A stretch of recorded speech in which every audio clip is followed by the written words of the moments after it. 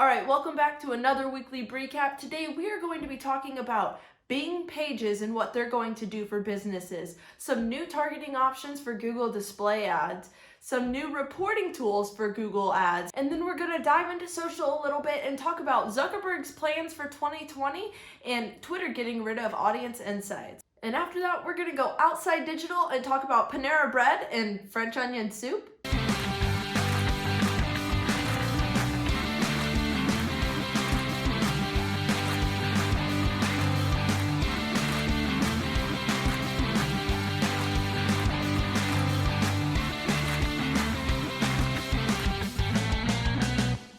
Alright, first things first, I want to address this new Bing Pages feature. So Bing Pages look a lot like Google's Knowledge Panel. It's going to be a graphic on the right hand of your screen, while all of the rest of the results show up on the left hand of your screen. So again, much like a Knowledge Panel, it'll have a picture, some information, and then social links, etc. The cool thing about these Bing pages is that it is still in beta, but it is pretty easy to get a Bing page up and going. All you have to do is go to their Bing pages website and apply for one. They verify that you are who you are by authenticating your Twitter account and checking in your email address. I did this and the sign up was pretty easy. I've not gotten anything back, so I'll have more information on that later. But these Bing pages have some really cool features. Like I said, you get to kind of customize all of your information, unlike Google Knowledge Panel, where they're generally pulling information from already existing websites. A lot of times it's like Wikipedia,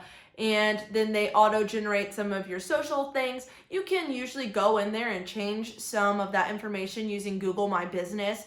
But Bing so far is letting you have a lot of control over your Bing page. Even cooler is that it allows you to promote social media posts for up to 24 hours. Now, I can see this being extremely beneficial for a lot of people, but namely small businesses and influencers, speakers, any person that's selling themselves as an asset. More specifically, if we think about Bing and who their target audience is, their target market in general, is going to be anyone that is male and over the age of 65, or just people over the age of 65 in general. We still see that Bing is skewing fairly older. So these small businesses, especially, it's so much easier to set up than a Google My Business and to kind of upkeep than a Google My Business.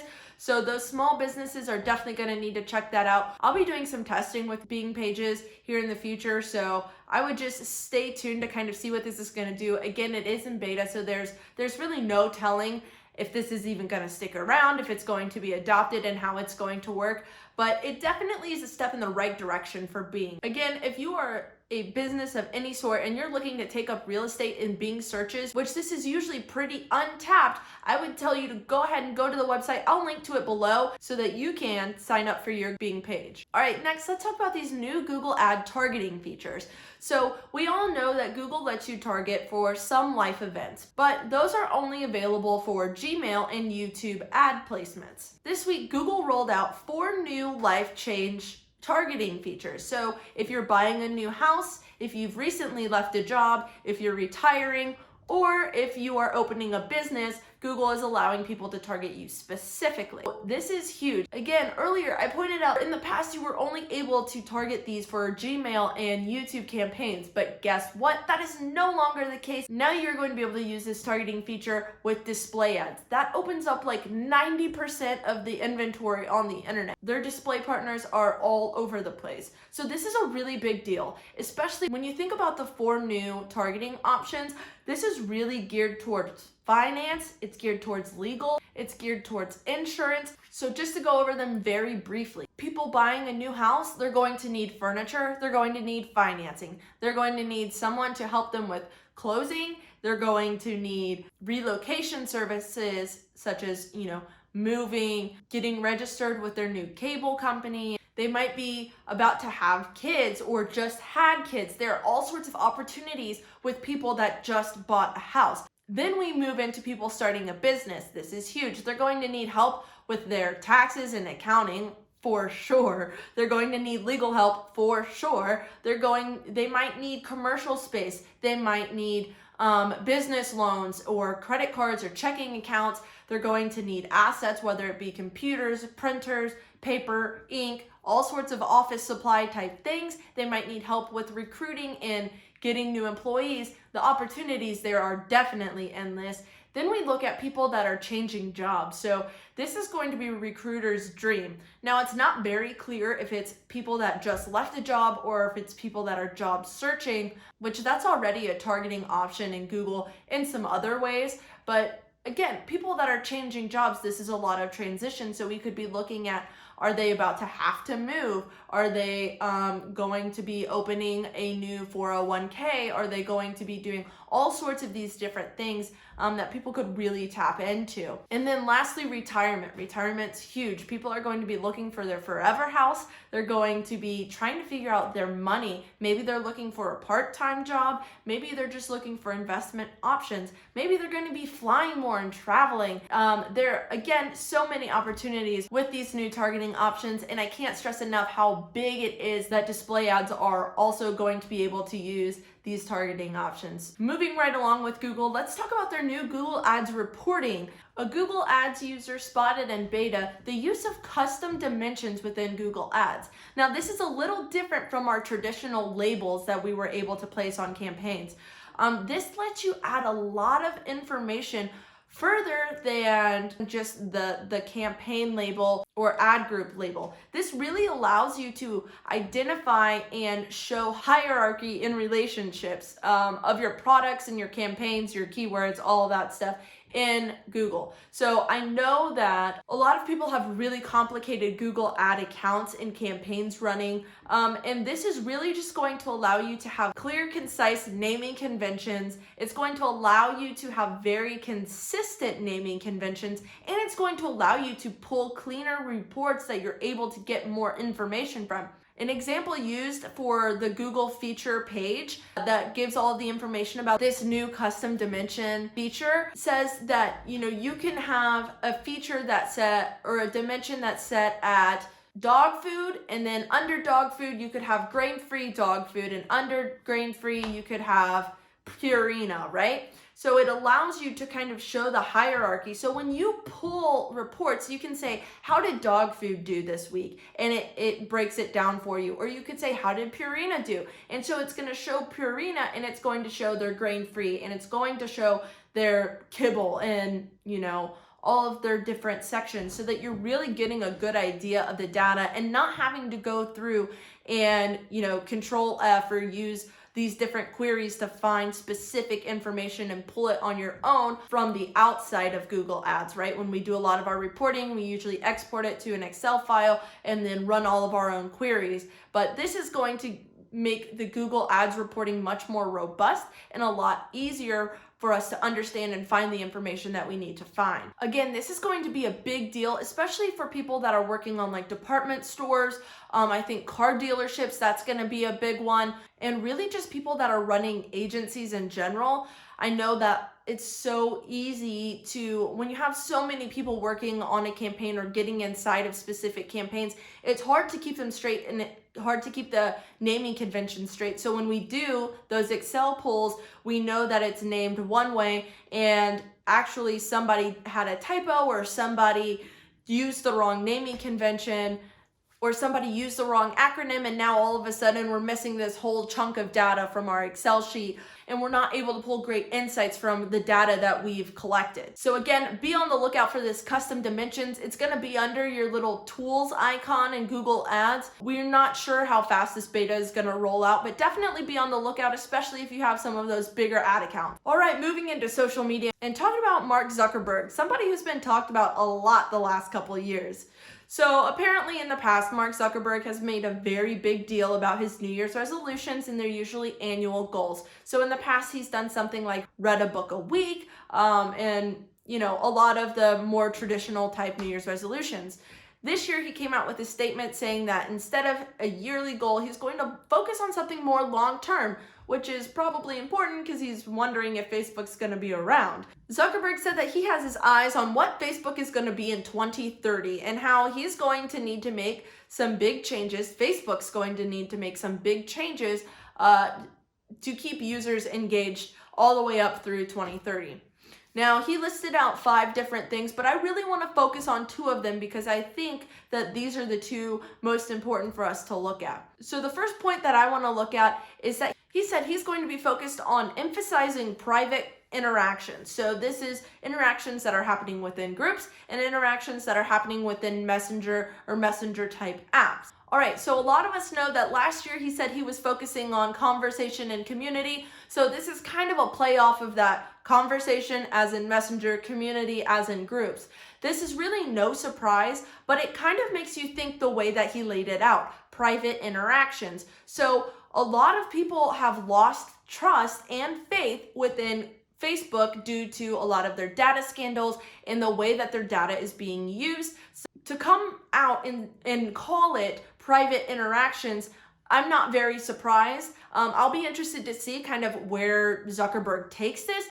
Also, WhatsApp is definitely Facebook's probably best bet moving forward. WhatsApp has been adopted all around the world and the user numbers are crazy. And people seem to have a lot more confidence, faith, and trust. Trust is something that's huge this year. Like I said, we have so many issues with data privacy and people feeling like their information and conversations are being listened in on. So no surprise that Facebook is kind of pushing this private platform.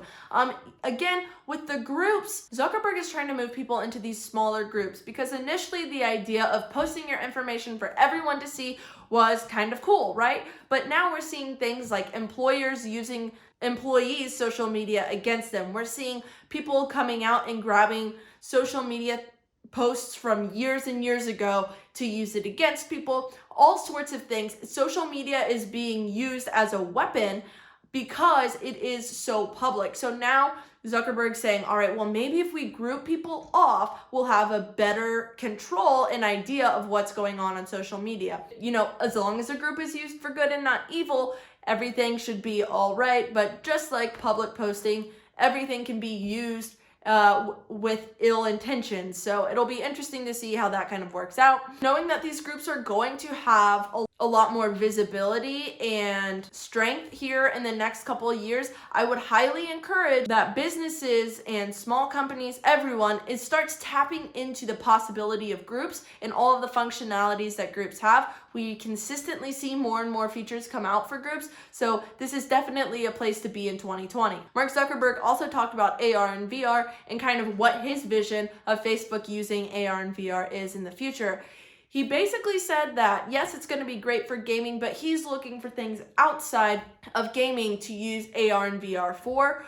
So he started citing things like having to move for jobs and how for some people that's not possible, the increased pricing of housing, and that maybe AR or VR could be kind of the response to this problem, the solution to the problem, which that'll be interesting. I definitely see some opportunity for businesses to use AR and VR. I'm not so sure that it's within employability, but doing things like tours for tours of houses, tours of schools, tours of businesses, instead of having to do interviews where you're flying people to come look at a facility. You could always use AR, VR to have them tour a facility, or if you're trying to sell a facility, like I said, for realty, AR and VR is definitely something. But as far as remote work goes, I'm not completely sold, but that's essentially what he was hinting at. So we'll see come 2030 what that looks like. Maybe that is where we're going. Who knows?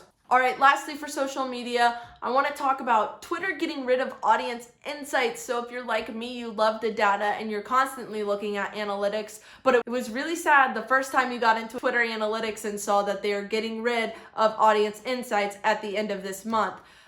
It's a real bummer because a lot of that information is super valuable for businesses and just people in general, because it shows you who your audience is as far as demographic, geographic data, etc. But it also shows you what they're interested in, and it shows you some of their behaviors, such as purchasing behaviors, what devices they're using, etc. So it's gonna be a real bummer when that information goes. I strongly encourage, if you're not using a third party, to go ahead and start using a third party, so that third party can tell you all of the information you're gonna be missing out on Twitter organically. That being said, I do have a slight worry that they're going to take some of these things off of their API and that we're not going to have this information any longer, but surely that can't be the case. They can't get rid of that valuable information. So I'm sure it's just going to be placed somewhere or replaced with something new. But as of right now, we can expect that data to be gone the 31st of January. All right, wrapping up social media for this week, I want to know what social media platform you are focused on the first quarter of 2020. Drop your username below, what platform you're on, and I'll give you a follow. All right, lastly, it's time to get outside of digital and talk about this Panera Bread French onion soup craze that's happening right now. So apparently back in September, Panera Bread took French onion soup off of their menus to make room for some of their seasonal items. People were not a huge fan of that. Apparently a lot more people enjoy French onion soup than Panera had expected. So people on Twitter and social media in general flipped out. The easy thing for Panera Bread to do here would have been to bring back French onion soup immediately, but instead they took note. They released a blog post saying that yes, French onion soup is going to come back. Don't worry. And then I have an inkling that they started working on this campaign internally to be ready for the comeback of French onion soup in January. So to bring back French onion soup in style, Panera Bread hired Phyllis from The Office to kind of help make the announcement for them. They showed Phyllis as a social media manager inside of Panera Bread and had her kind of reply to some of the nasty tweets that they were getting from upset customers. They released the video on Twitter and started a sweepstakes, and not only that, but they also did an email blast and a blog post explaining that they were bringing back the French onion soup and had the video embedded right into the email that said, hey, we heard you and we're bringing back French onion soup, right? So they did so many things right, even though this is something that they could have easily made a blog post or done under the radar and just had people be happy. So the first thing they did is, like I said, they used their social listening, and I'm pretty sure they started working on this campaign almost instantly, because hiring an actress like Phyllis from The Office isn't cheap, and they also used quite a big team to get this video just right. While they wrote the script internally, it was shot, edited, and produced by 3 separate teams from outside of Panera Bread. Panera also nodded to their audience and said, we know who you are, and we know that you're going to love The Office. This is someone that you can respect and laugh at. This kind of lightens the load of the, oh crap, we took away something they really liked, and instead says, all right, we know that they think this chick is funny, so we're gonna put her in charge of telling them, yes, we screwed up, but yes, we're fixing it. So number 1 had a nod at the interest of the audience. Number 2 is also a nod to the audience. So in spite of getting all of these negative tweets, Panera compiled them and had Phyllis from The Office read them out. This is a very goofy trend, and we see a lot of people doing it. But again, it's just a nod to the audience to say, yep, we know who you are, we know what you want, so we're going to read the negative tweets. Another way to think of this is the fact that they're kind of using user-generated content. So imagine if it was your tweet that Panera Bread had Phyllis read, or imagine if it was your tweet that Panera Bread included in the email where they said, we heard so-and-so, shows the tweet, and we're bringing French onion soup back. You're going to be pretty excited and probably share it with your friends. Lastly, I really want to hone in on the way that Panera Bread literally put out, we heard you. This is huge and definitely a way to play into loyalty. They emailed all of their members saying, we heard you. Literally, we heard you right there. We know that you were upset, but we're taking into consideration what you said, and we're bringing back something that you like. This was actually used within the majority of their campaign, saying that we heard you, showing that they are listening and that they value the insights of their customers. Thanks so much for sticking around. I hope to see you next week for another weekly recap.